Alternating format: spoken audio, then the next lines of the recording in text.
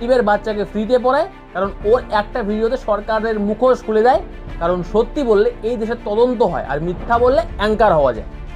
শুধু খান স্যার নয়, ইউটিউবে যে মাস্টাররা সত্যি পড়ায়, সরকারের যেটা ভুল ধরিয়ে দেয়, তাদের নামে ডিফেমেশন কেস ঠুকেছে বড় বড় নিউজ চ্যানেল। ভাবতে পারছেন, যে দেশের শিক্ষক পড়ালে কেস খায় আর অ্যাঙ্কার চিৎকার করলে কোটি কোটি টাকা পায়, সে দেশের ছাত্র জাগবে? ঘুম পাড়িয়ে রাখা হয়েছে বস। আর এই মিডিয়া চুপ কেন? কারণ মালিক বলেছে আমেরিকার বিরুদ্ধে বলবি না, অ্যাড আসবে না। 24টা প্রাণের দাম একটা অ্যাড রেভিনিউ, ঠিক বরাবর।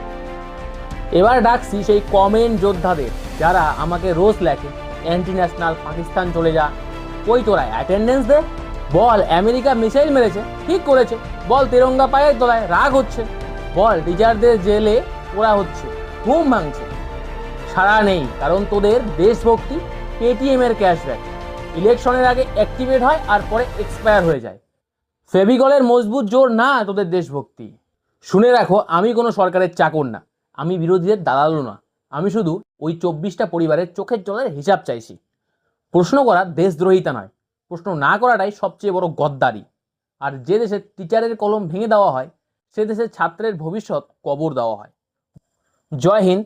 একজন ভারতীয় হিসাবে এই ভিডিওটা শেয়ার করলাম, এবং এই ভিডিওটা দেখার পর আপনার যদি মনে হয় যে ভিডিওটাতে আমি সঠিক কথা বলেছি, তাহলে ফলো করবেন, লাইক করবেন এবং বাকিদের শেয়ার করে দেবেন।